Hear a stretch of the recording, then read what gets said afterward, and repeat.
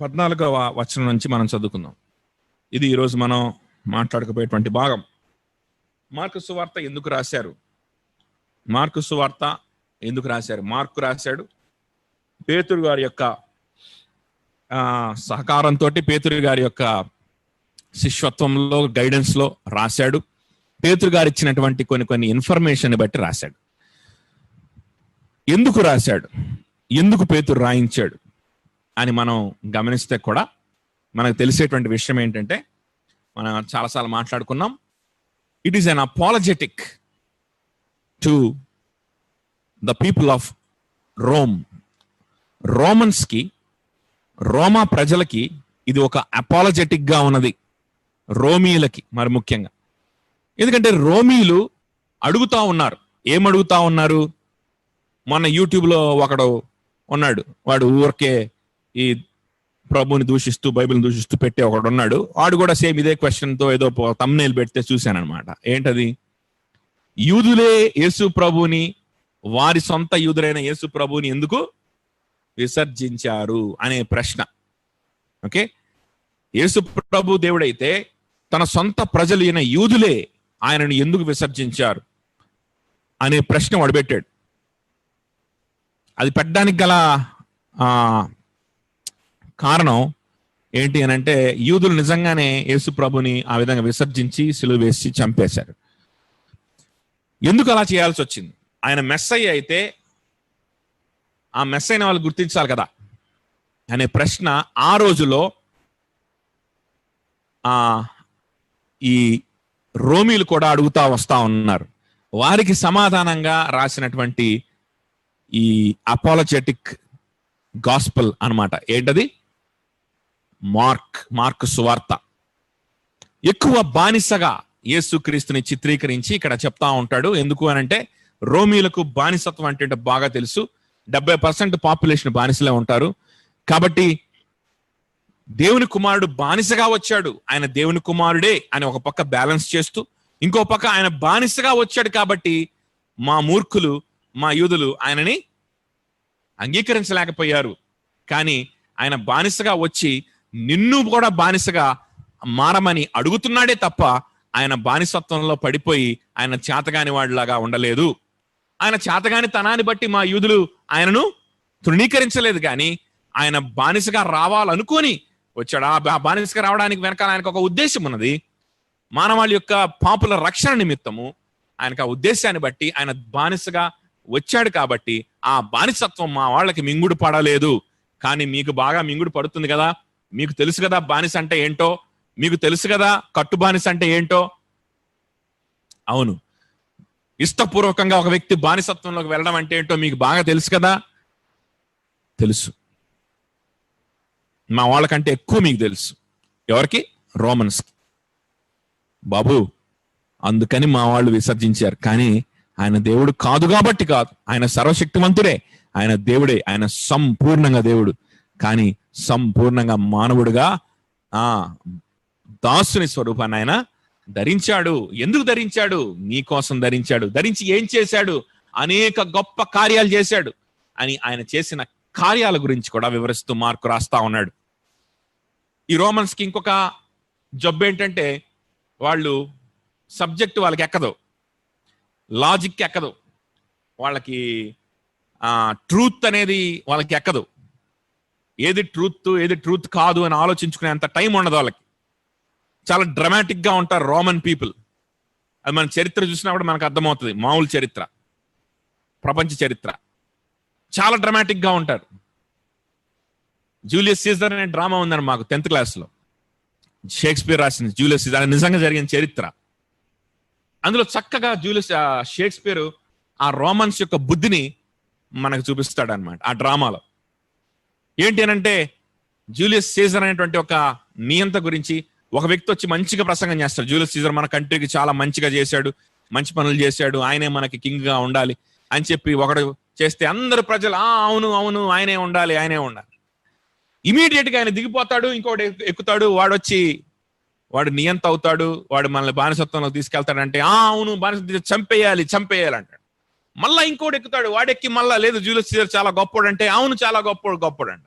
అలా ఉంటది అనమాట వాళ్ళ మెంటాలిటీ. వాళ్ళకి ఏంటంటే కొన్ని క్రియలు చూడాలి, వారు కొన్ని క్రియలు వాళ్ళకి కనిపించాలి. వాళ్ళు క్రియల్ని బట్టి మనిషిని ఏం చేస్తారు, వాళ్ళు తోస్తా ఉంటారు, వాళ్ళు వెయ్యి చేస్తారు. ట్రూత్ని బట్టి వాళ్ళు ఆలోచించి బుర్ర ఉపయోగించి ఎమోషనల్గా ఉంటారు, క్రియల్ని చూసి ఎమోషన్ అయిపోతారు. సో వీళ్ళకి ఇలాగుందా అని చెప్పి మార్క్ ఏం చేశాడంటే, ప్రభు చేసిన ప్రసంగాలు ఎక్కువగా రికార్డ్ చేయకుండా ఎక్కువ ప్రభు చేసిన క్రియల్ని రికార్డ్ చేస్తూ ఉంటాడు. ఆయన విరామము లేకుండా చేసినటువంటి పరిచర్యని రికార్డ్ చేస్తూ ఉంటాడు అని మనం మాట్లాడుకున్నాం. సో ఆయన పరిచర్య చేయడానికి వచ్చాడు, ఆయన పని మీద వచ్చాడు. ఆయన ఏదో మెస్సయ్యలాగా ఏదో దిగొస్తే, వీళ్ళు ఏదో ఈయన పిచ్చోడని డిక్లేర్ చేసి ఆయన్ని కొట్టేస్తే మేమెందుకు నమ్ముకోవాలి, మీ వాళ్లే పిచ్చోడని డిక్లేర్ చేశాడు, మేమెందుకు నమ్ముకోవాలి. అలా కాదు బాబు, ఆయన మెస్సయ్య, ఆయన ఒక మిషన్ మీద వచ్చాడు. ఆయన మిషన్ మీద ఆయన ఉన్నాడు. తండ్రి లేఖనాల ద్వారా బయలుపరిచినట్లుగా తండ్రి చిత్తాన్ని నెరవేర్చడానికి మాత్రమే ఆయన వచ్చాడు. ఆ విధమైన పని మాత్రమే ఆయన చేసుకుంటూ ఆయన వెళ్ళిపోయాడు. మా వాళ్ళు గ్రహించలేకపోయారు. అంత మాత్రాన ఆయన దేవుడు కాడని మనం చెప్పకూడదు అని మార్కు మనం వివరించడానికి ప్రయత్నం చేస్తున్నాడు. అయితే ఇక్కడ యేసు ప్రభు వారికి పొందుకున్నటువంటి అవమానాలు, ఆయన్ని చంపజూసినటువంటి పరిస్థితి కూడా మనం ఇందాక చూసాం కదా, లాస్ట్ వీక్ చూసాం కదా. ఆయన్ని కొండ మీద నుంచి తోసేసి చంపాలని ఇష్టపడినటువంటి ప్రజల్ని కూడా మనం చూసాం. ఆయన చెప్పిన దాన్ని బట్టి విస్మయం పొందారు, ఆశ్చర్యం పొందారు. ఈయన చాలా మంచోడు అనుకున్నారు, కృపాయుక్తంగా ఉన్నాయని మాట్లాడుకుంటున్నారు, కానీ చంపాలనుకుంటున్నారు. చూసారా, ఈయనలో కృప ఉంది, ఈయన చెప్పే దాంట్లో సత్యం ఉంది, ఈయన చెప్పే దాంట్లో జ్ఞానం ఉంది, కానీ చంపాలి. ఎందుకు చంపాలి? మా మనసు ఒప్పుకోవట్లా ఆ మాటలకి, ఆ సత్యానికి. మా ఇగో ఒప్పుకోవట్లేదు ఆ సత్యానికి. కాబట్టి ఆయన్ని చంపాలి. ఇలాంటి ఆత్మీయ జీవితం మాకు నచ్చట్లా. ఈయన ఏదో కొత్తగా ఆత్మీయ జీవితాన్ని గురించి చెప్తున్నాడు.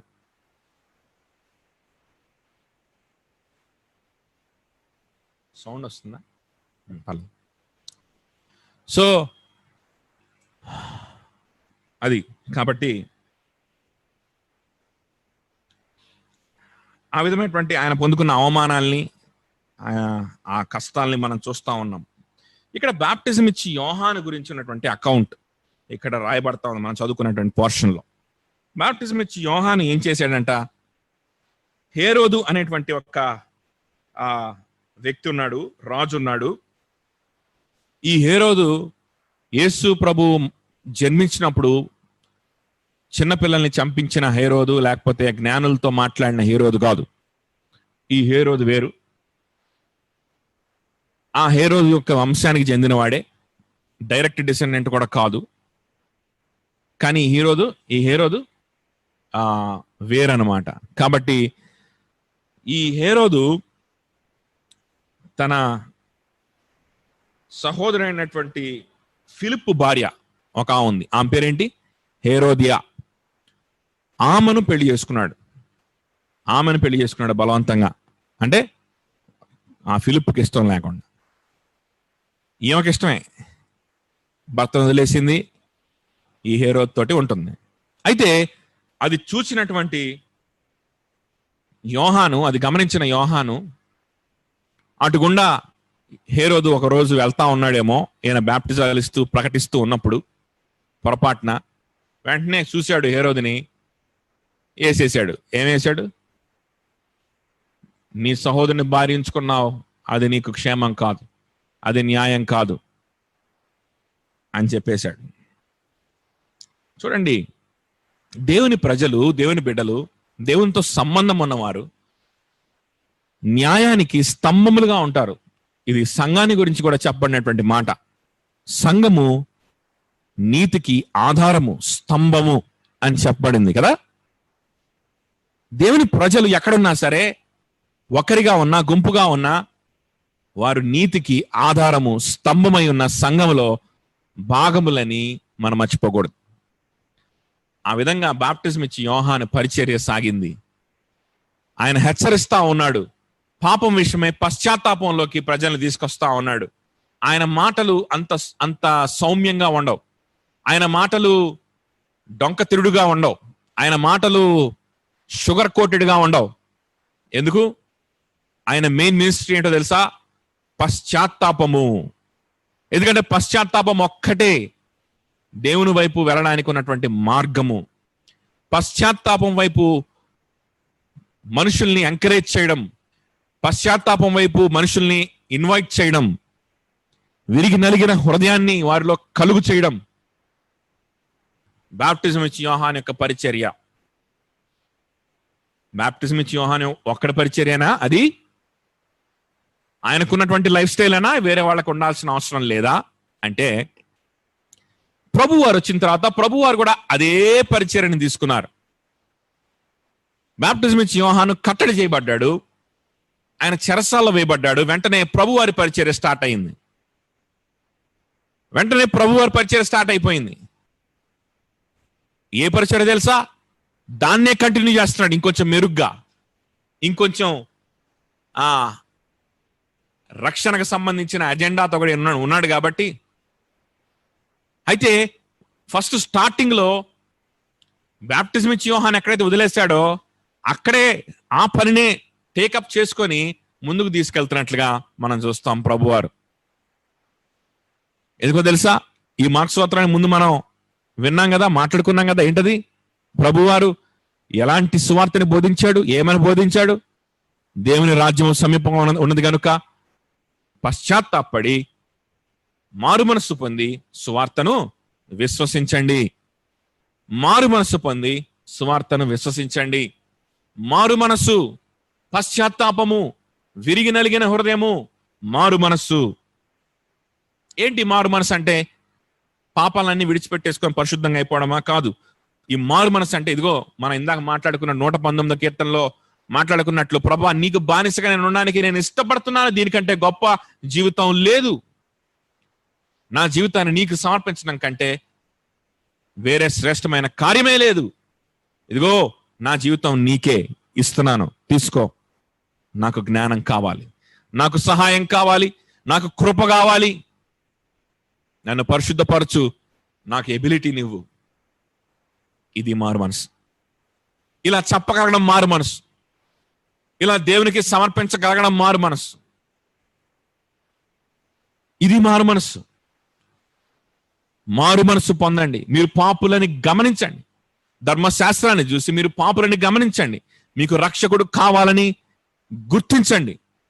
ఇదిగో ఆ రక్షకుడు, రాజు, ఇదిగో నీ రాజు వచ్చి ఉన్నాడు, దీనుడుగా వచ్చి ఉన్నాడు, గాడిదనెక్కి వచ్చి ఉన్నాడు, తర్వాత మళ్ళా రాబోతున్నాడు. ఈసారి గాడిదనెక్కి కాదు, ఈసారి దీనుడుగా కాదు, రాజులకు రాజుగా, ప్రభువులకు ప్రభువుగా, అగ్ని జ్వాలల వంటి కన్నులు కలిగిన వాడిగా కదా, అపరంజి పాదములు కలిగిన వాడుగా, తీర్పు తీర్చేవాడిగా రాబోతున్నాడు. ఆ రాబోయేవాడే. అదిగో ప్రవచన గ్రంథాల్లో ఎలాగైతే ఆ రాజులకు రాజుగా రాబోతున్నాడు, ఉగ్రతతో రాబోతున్నాడని ఎవరి గురించి చెప్పారో ఆ రాజే ఇప్పుడు వచ్చాడు. కానీ ఎలా వచ్చాడు? దీనుడుగా, దాసుడుగా, బానిసగా. అది దానికి అర్థం. The Kingdom of God is at hand. పరలోక రాజ్యము సమీపముగా ఉన్నదంటే దాని అర్థం అది. రాజున్నాడు ఇక్కడ, రాజ్యం ఉంది ఇక్కడ, దగ్గరగా ఉన్నది. మారు మనసు పొందండి, ఆ రాజుకి మీరు సమర్పణ చేసుకోండి. మీ జీవితాన్ని రాజుకి ఇవ్వండి. ఈ రాజుకి మీరు బానిసలుగా మారండి. ఇది మారు మనసు. సువార్తను అంగీకరించండి. ఆ రాజు రాబోతున్నాడు సువార్త కదా, మనం మాట్లాడుకున్నాం ఇవన్నీ కూడా. సో ఇదే సువార్తని యేసు ప్రభు వారు కంటిన్యూ చేస్తా ఉన్నారు. ఆ తర్వాత అపోస్తలులు కూడా ఇదే సువార్తని కంటిన్యూ చేసినట్లు మనం చూస్తాం. ఇదే సువార్తని కంటిన్యూ చేయమన్నట్లుగా, ఇదే పరిచయని కంటిన్యూ చేయమన్నట్లుగా ప్రభువారే చెప్పినట్లుగా కూడా మనం చూస్తాం. అయితే ఈ పరిచర్య చేసినందుకు కాను యోహానుకు వచ్చినటువంటి బహుమానం ఏంటి అనేటువంటిది ఇక్కడ మనం తెలియజేయబడతా ఉంది. ఈ విధంగా హెచ్చరించినందుకు, ఈ విధంగా పరలోక రాజ్యము నీ మీద, నువ్వు కాదయ్యా రాజు, నీకు పైన రాజున్నాడు, ఆయన రాబోతున్నాడు, సమీపంగా ఉన్నాడు, మారు మనసు పొందు, నీ జీవితాన్ని ఆ రాజుకు సమర్పించు, పాపాన్ని విడిచిపెట్టి రాజుకు నీ హృదయాన్ని ఇవ్వు. ఆ స్త్రీకి ఇచ్చిన హృదయాన్ని, ఆ స్త్రీని వెకేట్ చేసి ఆ హృదయంలో రాజుని పెట్టుకో, అప్పుడు చిన్నగా నువ్వు పరిశుద్ధపరచబడతావు. అది అర్థం. నా తర్వాత రాబోతున్నాడు అని చెప్పాడా లేదా? బాప్టిజం ఇచ్చి యోహాను, నా తర్వాత రాబోయే వాడి దగ్గరికి మీరు సమీపించాలంటే మీకు కావాల్సింది మారు మనస్సు, మీకు కావాల్సింది విరిగి నలిగిన హృదయం. కాబట్టి మారు మనస్సు పొందండి అనేది యోహాను చెప్పినటువంటి ముఖ్యమైన అంశం. అయితే దానికి గాను ఆ రాజుకి కోపము వచ్చింది. ఆ రాజుకి కోపం వచ్చిందో తెలియదు, కానీ ఆ రాజు భార్యకి అయితే చాలా కోపం వచ్చింది. తీసుకొచ్చాడు, చెరసాల్లో వేశాడు. చెరసాల్లో వేశాడు కానీ చంపలేకపోతా ఉన్నాడంట. ఎందుకంట? ఒక మాట రాయబడింది చూడండి, విచిత్రమైన మాట. 19-20 కలిపి ఉన్నాయి. లాస్ట్ భాగం చూడండి. మరియు అతని మాటలు వినినప్పుడు ఏమి చేయను తోచకపోయినను సంతోషముతో వినుచుండెనంట. ఇదేంటిది? ఎలా వింటున్నాడంట? 20 వచనం చూడండి. For Herod feared John, knowing that he was a righteous man and holy man, and he kept him safe. When he heard him, he was greatly perplexed, and yet he heard him gladly. ఆయన చెప్పే మాటలు వినడానికి చాలా discomfortable గా ఉన్నాయి, uncomfortable గా ఉన్నాయి. ఆయన చెప్పే మాటలని ఏం చెయ్యాలో, ఏంటి ఇట్లా మాట్లాడుతున్నాడు అనే విధంగా ఉన్నాయి. నేను రాజుని, కనీసం రాజుననే భయం కూడా లేదేంటి ఇతనికి అనేటువంటి ఆలోచిస్తున్నాడేమో కదా. He was perplexed. ఏంటి ఈయన ఎట్లా మాట్లాడతాడేంటి అని కోపం, ఓ పక్క చిరాకు, కానీ ఓ పక్క సంతోషం. చూడండి చూడండి, ఇలాంటివి ఏ సైకాట్రిస్టు, ఏ సైకాలజీ బుక్స్ లో ఉండవు. ఇలాంటి ఆలోచనలు, ఇలాంటి హృదయ పరిస్థితుల గురించి. హృదయానికి అద్దముగా ఉన్నటువంటి ఈ గొప్ప గ్రంథంలో తప్ప హృదయంలో జరిగేటువంటి కాంప్లికేటెడ్ గందరగోళాలు ఏ సైకాట్రీ బుక్స్ లో కూడా ఉండవు, ఈ బుక్ లో ఉంటాయి. అది ఈ బుక్ గొప్పతనం. చూడండి ఏంటి ఆ రాజు పరిస్థితి ఏంటి, హేరోదు పరిస్థితి ఏంటి? He was perplexed but he heard him gladly. ఆయన మాట్లాడుతూ ఉన్నప్పుడు ఏదో తెలియనటువంటి సంతోషం. పర్వాలేదులే, ఆయన నేను చంపలేదులే, పర్వాలేదులే, ఒక ప్రవక్త ఉన్నాడులే మన మధ్యలో, పర్వాలేదులే, ఒక దేవుని వాక్యము సత్యము బోధించేటువంటి వ్యక్తి మన ఇస్రాయేల్లో, మన దేశంలో ఉన్నాడులే అనే ధైర్యమేమో, అనే సంతోషమేమో కదా. పర్వాలేదులే, ఇతను నేను ఇంకా చంపలేదులే అనేటువంటి సంతోషమేమో కదా. నేనెన్ని పాడు పనులు చేసినా, ఇదిగో ఈయన నిజముగా దైవజనుడు, ఈయన నిజముగా నీతిమంతుడు, ఈయన నిజముగా పరిశుద్ధుడు, నిజముగా దేవుని సొంత ప్రవక్త, ఈయననైతే నేనేం చేయలేదులే అనేటువంటిది సంతోషమేమో కదా కదా. అల్ప సంతోషి కదా. కొంతమంది ఇలాగనే సంతోషపడతా ఉంటారు. నేను చర్చికి వెళ్తున్నానులే, కానుక ఇస్తున్నానులే, చర్చికి వెళ్ళమంటే నాకు ఇష్టమేలే, ఇక నాకంటే ఇంతకంటే భక్తి ఉంది అని ఫీల్ అవుతా ఉంటాను కదా. అలాగనే ఫీల్ అవుతున్నాడు మేబీ కదా హేరోదు. అయితే ఆ అల్ప సంతోషంతో, అల్ప విశ్వాసంతో విశ్వాసిగా మారకుండా పర్ప్లెక్స్ అవుతూ ఉన్నాడు. మాట్లాడినప్పుడల్లా పశ్చాత్తాపంలోకి అయితే వెళ్ళలేకపోతున్నాడు. ఈగో, హృదయంలో ఉన్నటువంటి జబ్బు, ఆ కంపు అలాంటిది.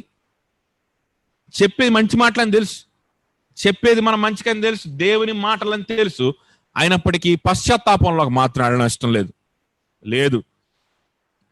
నేను బాగానే ఉన్నాను, సరి చేసుకోవడం ఇష్టం లేదు, పరీక్ష చేసుకోవడం ఇష్టం లేని పరిస్థితి కదా. సంతోషపడ్డాం మనం చేస్తున్నటువంటి మన భక్తిని బట్టి, మన పరిస్థితిని బట్టి, మన దీన్ని బట్టి మరీ ఇట్లా మాట్లాడుతున్నాడు ఏంద్రా నాయనా అని అనుకుంటూనే సంతోషపడతా ఉన్నాడు. అయితే ఆ సంతోషం ఎంతో కాలం ఉండలేదు, పాపం లేదు. ఏం జరిగిందంటే ఒకరోజు ఆ దుష్టురాలైనటువంటి స్త్రీ తన కుమార్తెని నాట్యం ఆడడానికి పంపించి తన కుమార్తె ద్వారా ఒక కోరికను అడిగించింది. ఏంటది? యోహాను యొక్క తల. యోహాను యొక్క తల. అప్పుడు ఏం చేశాడంట? అప్పుడు మరలా ఆ హేరోదు మనసులోనే వచ్చిన ఆలోచన చూడండి. 26 And the king was exceedingly sorry. రాజు బహుదా దుఃఖపడెను. ఏం ఉపయోగం? కానీ తాను పెట్టుకొనిన ఒట్టు నిమిత్తము బహుగా దుఃఖపడ్డాడంట. ఏం ఉపయోగం లేదు. తాను పెట్టుకున్న ఒట్టు నిమిత్తమును తనతో కూర్చుండిన వారి నిమిత్తమును. చూసారా, ఏం చేయలేకపోయాడు. అప్పటికే అయిపోయింది, జరగాల్సిందంతా జరిగిపోయింది. అప్పటికే చుట్టుపక్కల చేరాల్సిన వాళ్ళందరూ చేరిపోయారు. అప్పటికే లైఫ్ స్టైల్ మారిపోయింది. లైఫ్ స్టైల్ మారిపోయింది. మన ఆలోచన మారిపోయినప్పుడు, మన లైఫ్ స్టైల్ మారిపోయినప్పుడు, మన అట్మాస్ఫియర్ మారిపోయినప్పుడు, చుట్టుపక్కల ఉండవలసిన వారు మారిపోయినప్పుడు, మన సహవాసము, స్నేహము, ఆలోచనలు మారిపోయినప్పుడు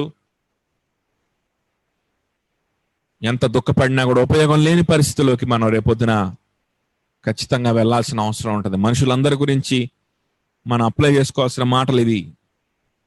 హ్యూమన్ సైకాలజీ ఇది. ఇంతకంటే స్పష్టంగా ఏ అర్థము కూడా మనకి చెప్పలేదు మన హృదయ పరిస్థితిని గురించి. మన అందరి పరిస్థితి ఇదే. ఏం ఉపయోగం లేదు. పర్వాలేదులే, ఉన్నాడులే, చంపలేదులే, ఆయన ఉన్నాడులే అనుకుంటా సంతోషపడుతున్నాడేమో. కానీ ఒకరోజు రానే వచ్చింది, తెలియకుండానే చంపేశాడు. చాలా దుఃఖపడతా ఉన్నాడు, భయపడతా ఉన్నాడు. ఇంకో విషయం చెప్పమంటారా? పిచ్చోడైపోయాడు. ఎందుకు చెప్తున్నాను తెలుసా మాట? చూడండి. 14th verse. Herod heard about it, for Jesus' name had become known. Some said John the Baptist was been raised up from the dead.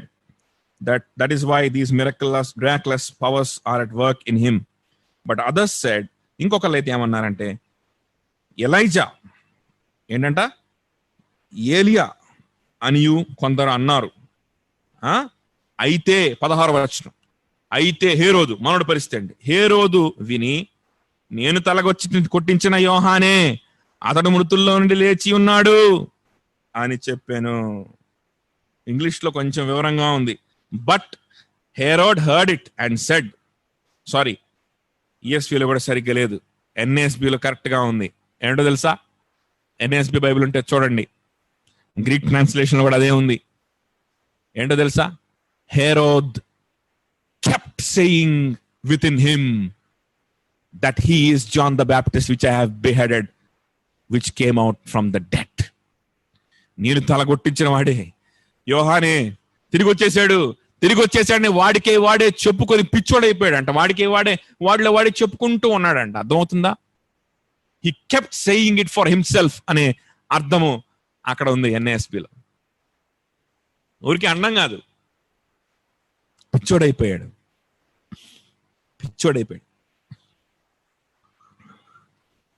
ఆత్మీయ మేలును కోల్పోయారని అర్థమైపోయిందేమో, దేవునికి దూరం అయిపోయారని అర్థమైపోయిందేమో.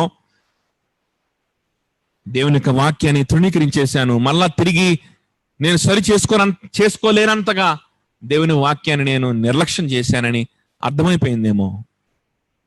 పిచ్చోడైపోయాడు, సమాధానాన్ని కోల్పోయినట్టుగా మనం చూస్తా ఉన్నాం. హేరోదు పరిస్థితి అది. కానీ ఏం ఉపయోగం? అప్పటికి జరగాల్సింది. వాడు బ్రతికిన దినాలు ఆ పిచ్చి పట్టినట్లు యాంగ్జైటీ తోటి, ఆ గిల్ట్ తోటి, ఆ అపరాధ భావముతోటి వాడు బ్రతికి చచ్చి నరకానికి వెళ్ళడం తప్ప వేరే ఆప్షన్ లేదు అక్కడ కదా. లేనట్టుగా కనిపిస్తుంది. ఏమో మరి దేవుడు ఆప్షన్ ఇచ్చుంటే మనం చెప్పలేం. కానీ ప్రస్తుతం ఈ విధంగానే ఉంటే కనుక డైరెక్ట్గా వెళ్ళేది అక్కడికి.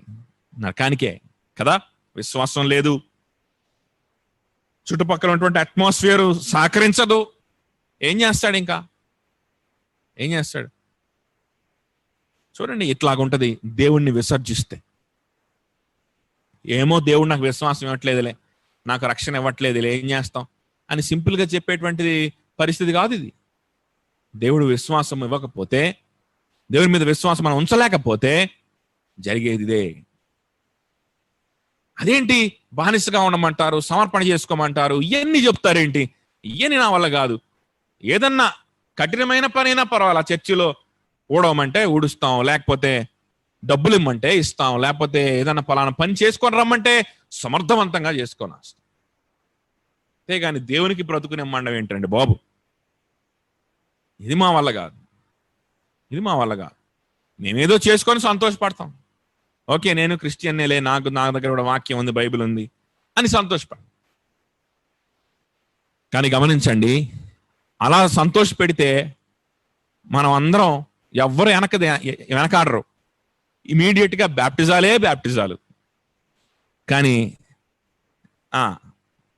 మన బోధ అది కాదు, ఇందులో ఉన్న బోధ అది కాదు, కాబట్టి మనం చెప్పే బోధ కూడా అది కాదు, కాబట్టి బ్యాప్టిజాలు తీసుకోవడానికి వెనుక ఆడుతూ ఉన్నాను కదా. అలా చెప్తే ప్రాబ్లం లేదు. There is no flattery in the word of God. He does not accept anything less than your bond servanthood. He does not accept anything less than that. It is very clear. It is very clear. నీ సంపూర్ణ హృదయము సమర్పణ, నీ సంపూర్ణ మనసు సమర్పణ చేయడం, నీ సంపూర్ణ శరీరం సమర్పణ చేయడం తప్ప దానికి తక్కువ ఏది కూడా ఆయన స్వీకరించడు. సంపూర్ణంగా.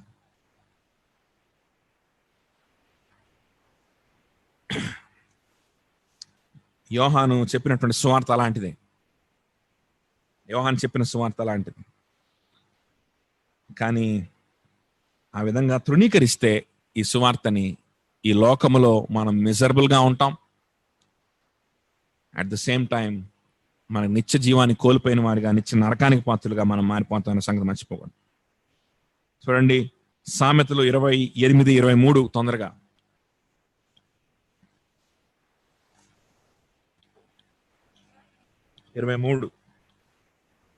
సామెతలు, ప్రావర్బ్స్ 28వ అధ్యాయము 23వ వచనం.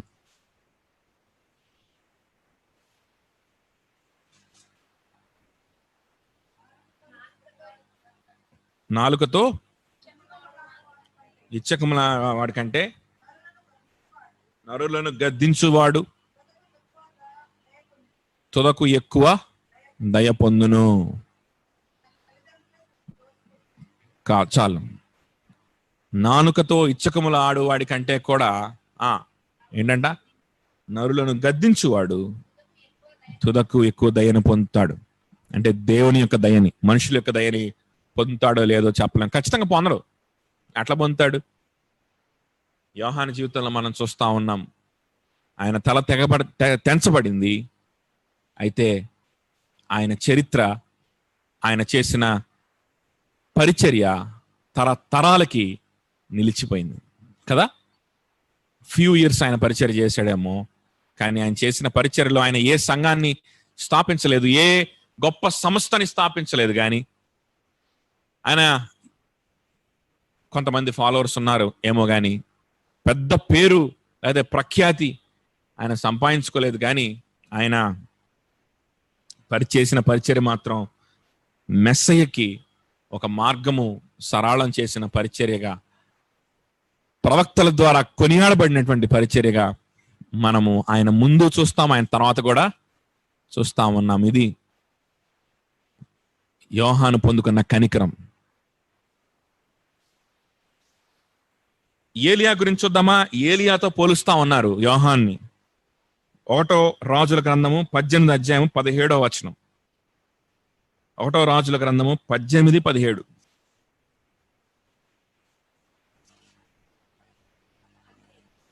18:17.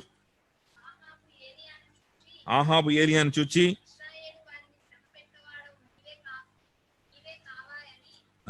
ఇశ్రాయేలు వారిని శ్రమ పెట్టువాడవు, you are the one that troubled Israel, you are the one that troubled Israel. ఈ ఆహాబు అనేటువంటి రాజు తర్వాత తన భార్య అయినటువంటి యెజబెల్ అనేటువంటి రాణి ఈ దేవుని ప్రవక్తల్ని చంపే ప్రోగ్రామ్ ఒకటి పెట్టుకున్నారు. ఎవరిని చంపే ప్రోగ్రాము?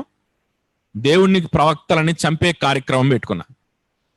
దేవుని వాక్యాన్ని ఉన్నది ఉన్నట్టుగా చెప్పేవాడు ఉండకూడదు ఇశ్రాయేల్లో. మనకు అనుకూలంగా చెప్పేవాడే ఉండాలి. మనము ఏ దేవతని పూజిస్తే ఆ దేవతని సమర్థించాలి. మనం ఏ విధంగా మాట్లాడితే అది కరెక్ట్ అని, అదే దేవుని వాక్యానికి ఏంటది అనుసారమైందని, అదే దేవుని చిత్తమని చెప్పాలి. ఇదిగో పలానా ఇది ఇలా పూజిద్దాం అనుకుంటున్నాం, ఇక మేము చర్చికి రాలేం బాబు, మేము ఇళ్లలోనే ఉండి పూజిద్దాం అనుకుంటున్నాం, చర్చిలకు రావడాలి, గ్యాదరింగ్ అవడాలి, ఇవన్నీ కష్టం అంటే వెంటనే ఆడేం చెప్పాలి? ప్రవక్త అదే దేవుని చిత్తం అని చెప్పాలి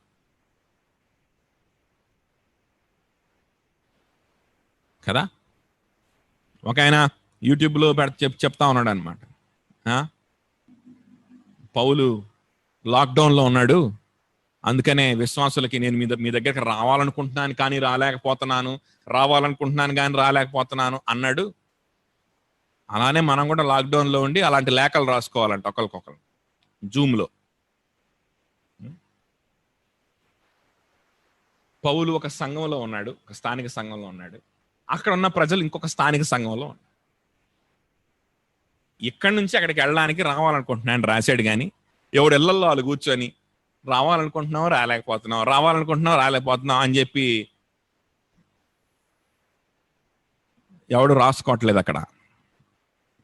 అయితే మనం తీసుకోవాల్సిన ప్రికాషన్స్ తీసుకోవాలి, ఎందుకంటే ఏవి ఆగవు, సినిమా హాళ్ళు ఆగవు. మీరందరూ ఆఫీస్కి వెళ్తున్నారు, ఆఫీస్లో ఈ మాత్రం డిస్టెన్స్ మెయింటైన్ చేస్తున్నారా? ఆఫీస్లో ఈ మాత్రం మాస్కులు వేసుకుంటున్నారా? ఈ మాత్రం చేతులు కడుక్కుంటున్నారా? ఇంత ఓపెన్గా ఉంటుందా? మరి ఏడు రావడానికి ఏమైంది? ఆఫీస్లో ఓపెన్ చేశారు, సినిమా హాల్లో ఓపెన్ చేశారు, సిఎంఆర్ షాపింగ్ మాల్ ఓపెన్ చేశారు, ఓపెన్ చేసే ఉంది. నేను కూడా చూశాను, నేను గుంపులు వెళ్తున్నారు, కొనుక్కుంటున్నారు, వస్తున్నారు. ఎలక్ట్రానిక్ షాపులు, రిలయన్స్ డిజిటల్, తర్వాత విజయ, చూస్తూ ఉంటే రోడ్డు మీద నుంచి అక్కడ సోఫాల మీద కూర్చొని గుంపులుగా సెల్ ఫోన్లు కొనుక్కుంటున్నారు, టీవీలు కొనుక్కుంటున్నారు, అన్నీ కొనుక్కుంటున్నారు.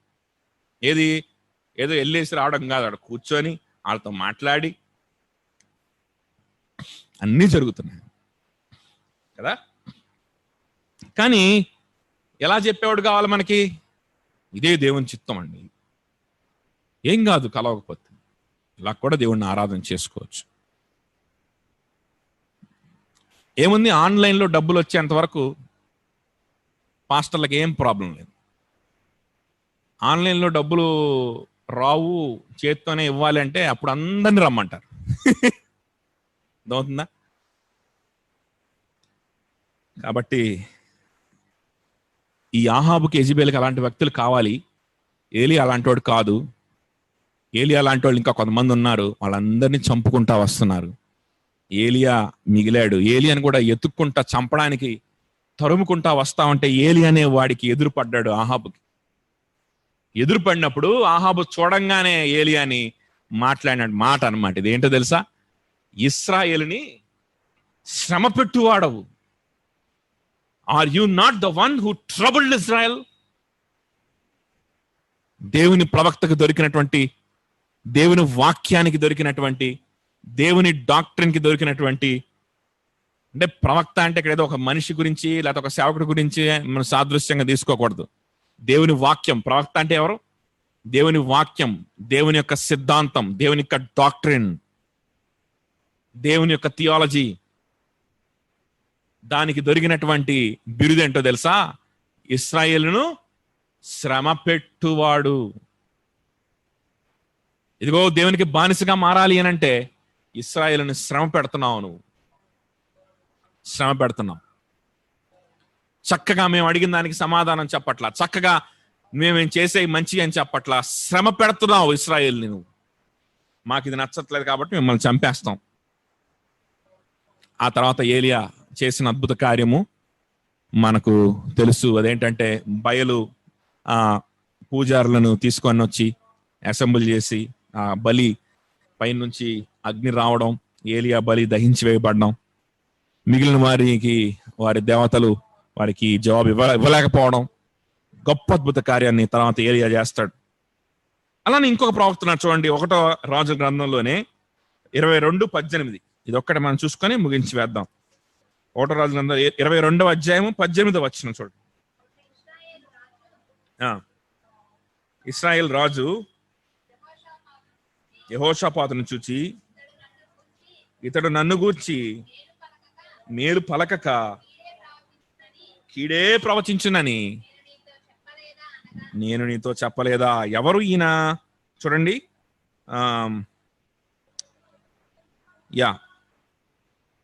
14వ వచనం. మికాయా అనేటువంటి ప్రవక్తని పిలిపించుకున్నారు. వాళ్ళకి యుద్ధానికి వెళ్ళబోతా ఉన్నారు. మికాయా అనే ప్రవక్తని పిలిపించుకున్నారు. మికాయా, యెహోవా నాకు సెలవిచ్చినది ఏదో ఆయన జీవముతోడు నేను దానినే పలుకుదునను. మికాయాని పిలిపించుకున్నా, మికాయా మేము అడుగుతాము, దానికి సరిగ్గా సమాధానం చెప్పు, ఊరికే ఇసుకిచ్చొద్దు అన్నాడు. అంటే సరే బాబు, దేవుడు నాకేం సెలవిస్తే చెప్తాను, దేవుని వాక్యం ఉన్న డాక్టర్ని నేను చెప్తాను బాబు, అంతకు మించి నేను చెప్పలేను అన్నాడు. సరే, అతను రాజు వద్దకు వచ్చినప్పుడు రాజు, మికాయా నీవేమందువు? యుద్ధము చేయుటకు మేము రామోతు గిల్లాదు మీదకి పోదుమా పోకుందుమా?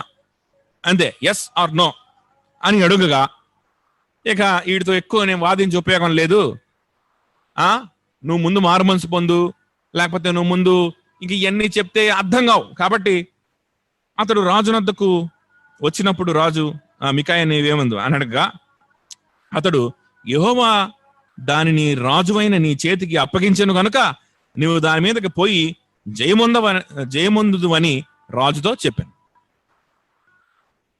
ఇంకా ఎక్స్ప్లెయిన్ చేసి ఉపయోగం లేదు, వీడికి ఈ ఆన్సర్ తప్పనిచ్చి వేరే ఆన్సర్ ఇష్టం లేదు, కాబట్టి చౌరా అని చెప్పి ఏం చెప్తున్నాడు మికాయా?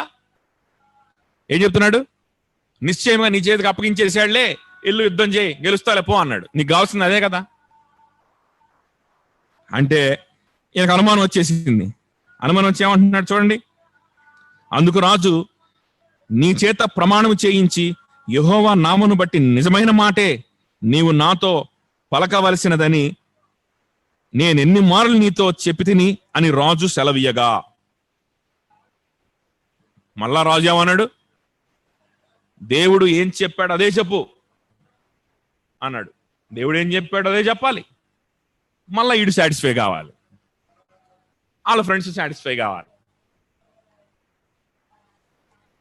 చూసారా? అప్పుడు అతడు ఇశ్రాయేలీయులందరూ కాపరి లేని గొర్రెల వల్లనే కొండల మీద చెదరియుండుట నేను చూచి తిని, వారికి యజమానుడు లేడు, వారి ఇంటికి వారు సమాధానముగా వెళ్ళవలసినదని యెహోవా సెలవిచ్చెను అని చెప్పెను. అప్పుడు ఇశ్రాయేలు రాజు యెహోషాపాతును చూచి, అతడు నన్ను గూర్చి మేలు పలుకక కీడే ప్రవచించునని నేను నీతో చెప్పలేదా అన్నాడంట. అప్పుడు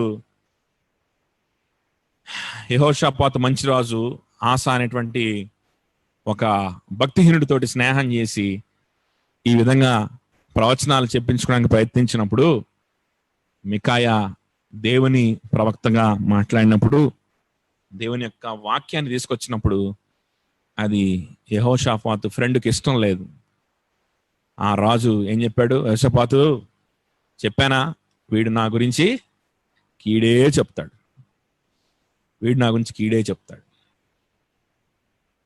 ఏలియానేమన్నారు? ఇశ్రాయేలును శ్రమ పెట్టే ప్రవక్తవి నువ్వేనా? మికాయా కీడే చెప్తాడు తప్ప మేలు చెప్పడబ్బా. దేవుని ప్రవక్తల గురించి ప్రజలు పలికినటువంటి మాటలు, హ్యూమన్ సైకాలజీ దేవుని ప్రవచనాన్ని, దేవుని యొక్క వాక్యాన్ని దేవుని యొక్క డాక్ట్రిన్ని, సువార్తలో ఉన్నటువంటి థియాలజీని ఎంత అసహించుకుంటుందో తెలుసా? హ్యూమన్ సైకాలజీ, హ్యూమన్ హార్ట్, అంత రోగము కలిగినటువంటిది మన హృదయం. అంత అంధకార భూయిష్టమైనటువంటిది మన హృదయం. అలాంటి హృదయంలో ఆయన వెలుగు ప్రసాదించి మనల్ని తిరిగి జన్మించినటువంటి అనుభవాన్ని మనకు అనుగ్రహించి మనకు విశ్వాసాన్ని ఇచ్చి ఇవ్వడమే కాకుండా దానిని సాతాను చెదరగొట్టకుండా దానిని కాపాడి దేవుడు నడిపించి, ఆ విధంగా నడిపించడానికి, కాపాడడానికి కావలసిన సహోదరుల్ని, స్థానిక సంఘాన్ని, వాక్యాన్ని మనకిస్తూ, అనుగ్రహిస్తూ, మనల్ని బలపరుస్తూ, ఇదిగో నువ్వు బలహీనువని నాకు తెలుసు, ఇదిగో నా సేవకుడు అయినటువంటి దావీదు ఈ విధంగా పాడుతా ఉన్నాడు, ఈ విధంగా ప్రార్థిస్తా ఉన్నాడు, నువ్వు కూడా ప్రార్థించు, నేను నీకు జ్ఞానంనివ్వనా, నేను నీ కృపనివ్వనా, నేను నిన్ను పరిశుద్ధపరచుకోనా, పిలిచిన వాడిని నేను నమ్మదగిన వాడిని కానా అని ప్రేమతో ఆహ్వానిస్తామంటే, నా ప్రేమ నుండి నిన్ను ఎడబాపువాడెవడు, నా ప్రేమ నుండి నిన్ను ఎడబాపువాడు ఎవడు లేడని నా సేవకుడైన పౌలుని నీకు చెప్పట్లేదా రోమీలు రాసిన పత్రికలో?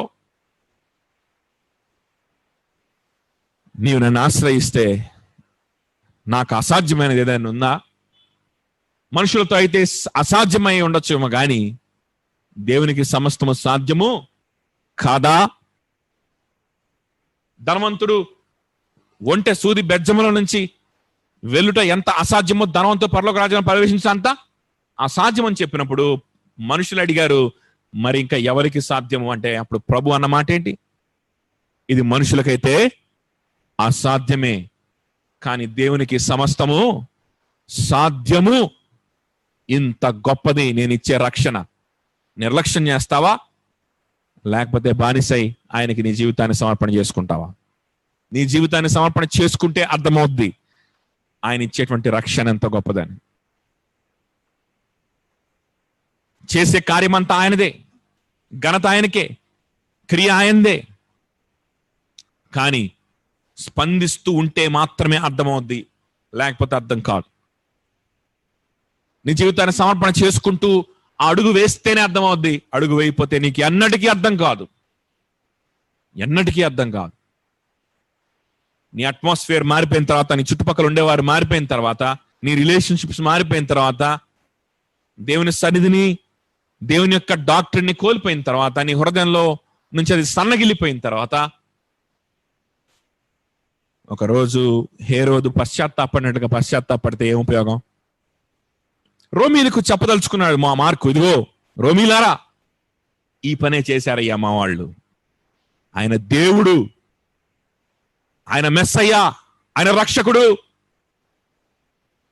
ఆయన సేవకుడై వచ్చి మమ్మల్ని విమోచించడానికి వస్తే, మా పాపం నుండి మమ్మల్ని విడిపించడానికి వస్తే, ఆయనని వెంబడించినప్పుడు, ఆయనకి బానిస అయినప్పుడు, ఆయన మోసుకున్న సిలువ వంటిది సిలువ కాదు కానీ సులువైన కాడిని, సులువైనటువంటి భారాన్ని మా మీద పెడతానని ఆయన ప్రకటించుకుంటా వెళ్తే, సమాధానాన్ని ఇస్తానని, సంపూర్ణమైనటువంటి శాంతినిస్తానని, నిత్య జీవాన్ని ఇస్తానని, పరలోక రాజ్యం గురించి ఆయన నేర్పించుకుంటూ వెళ్తే, మా వాళ్ళు చేసిన నిర్వాకం ఇది. ఈ హేరోదు ఆలోచన, ఈ హేరోదు ఎంత సైకో మీకు కూడా తెలుసు కదా. ఈ హేరోదు ఎంత పర్వట్టెడో మీకు తెలుసు కదా. ఇదిగో వీడి గురించి మరలా చెప్తున్నా వినండి. ఇలాంటి వాళ్ళం మేమందరం కాబట్టి ఆయన సిలువ వేశాం, మీరైనా రక్షింపబడండి అని మార్కు వారికి అపాలజెటిక్ చేస్తా ఉన్నాడు. అర్థమవుతుందా? ఏం చేద్దాం మనం? మార్కు సందేశాన్ని తీసుకొని ప్రభుకు జీవితాన్ని ఇద్దామా, లేకపోతే హేరోదు వలె, యూదుల వలె ఆ డాక్టర్ని మనం విడిచిపెట్టి మనం కఠినమైన దేవుని వాక్యాన్ని ఇష్టపడక దేవుని రాజ్యానికి దూరమైపోదామా? ఆలోచన చేసుకుందాం. ఆయన కనికర పూర్ణుడు, ఆయన నమ్మదగిన వాడని గుర్తుపెట్టుకొని మనం అడుగు ముందుకు వేద్దాం. ప్రార్థన చేసుకుందాం. స్తోత్రం నాయన. మమ్మల్ని మిక్కిలిగా ప్రేమించిన పరలోక మా తండ్రి, మరొకసారి నీ పాద సన్నిధికి వస్తూ ఉన్నాం. మాకు ఇచ్చినటువంటి వాక్యాన్ని బట్టి, ఈ సహవాసాన్ని బట్టి, ఈ యొక్క సమయాన్ని బట్టి నీకే స్తోత్రాలు. నీ సురక్షితమైనటువంటి హస్తాల్లో మేము నాయన సురక్షితంగాను క్షేమంగాను ఉన్నామని మేము నమ్ముతున్నాం. సకల జీవులకి జీవాధారమైనటువంటి నీవు మాకు తోడై ఉన్నామని మేము నమ్ముతున్నాం. మూర్ఖుల వలె నీ రాజ్యానికి లోబడకుండా నా తండ్రి మా క్షేమాన్ని ఎక్కడో వెతుక్కొని నా తండ్రి మేము ఉండడం కాకుండా నీ డాక్టరీని నీ సంఘంలో అవయవాలుగా నీ సువార్తకు లోబడేవారిగా మేము ఉండులాగా నాకు కావాల్సిన జ్ఞానాన్ని మాకు దయచేయండి. తగినటువంటి జ్ఞానాన్ని మాకు అనుగ్రహించండి. నా తండ్రి నీకు సేవకులమై ఉండడానికి ఇష్టపడతా ఉన్నాం. ఈ ప్రార్థన చేయుచున్న ప్రతి ఒక్కరిని మీరు దర్శించి బలపరచి శక్తితో నింపండి. వారి హృదయాలకి నిబ్బరం కలుగు చేయండి. బలలో ఇంకా దూరంగా ఉన్నవారు, బలలో చేయవేయకుండా ఉన్న మా సహోదరుల్ని బట్టి సహోదరుల్ని బట్టి నీ పాద సన్నిధికి వస్తుంది. ప్రభా, వారి జీవితంలో ఏ విషయాన్ని బట్టి ఆగిపోతా ఉన్నారో ఆ విషయంలో నువ్వు సహాయం చేయగలిగినటువంటి సమర్థుడివి, శక్తివంతుడివి అని వారు గ్రహించడానికి సహాయం చేయి. ప్రభా, నువ్వు నూతన సృష్టి చేయగలిగిన వాడివి, శూన్యములో నుండి సృష్టిని తీసుకొచ్చిన వాడివి. ప్రభా, హృదయాల్ని మీరు ఒక్క క్షణములో మార్చగలిగినటువంటి సమర్థుడు అని బిడ్డలు ఎరిగి ముందుకు అడుగు వేసి నీకు జీవితాన్ని సమర్పణ చేసుకోవడానికి మీరే సహాయం చేయమని నా తండ్రి, నీ సువార్తని చులకనగా కాకుండా నా తండ్రి మా సొంత నిర్ణయాల్ని మా సొంత ఆలోచనల్ని సమర్థించుకునే విధంగా కాకుండా నీకు మా జీవితాల్ని సమర్పణ చేసుకొని దానికి తగినట్లుగా నా తండ్రి మా సమస్తమును సమర్పణ చేయడానికి, మా ఆలోచనలన్నీ కూడా మేము సబ్మిట్ చేసుకోవడానికి కావాల్సిన జ్ఞానాన్ని, ఆ డిజైన్మెంట్ని, ఆ అండర్స్టాండింగ్ని మాకు అనుగ్రహించి నడిపించమని, మరలా వెన్స్డే మరలా మేము తిరిగి కలిసేంత వరకు కూడా నీ కృప అందరికీ తోడై ఉంచమని నజరేయుడైన యేసు నామములో బతిమాలి వేడుకొంచున్నాను తండ్రి. ఆమేన్.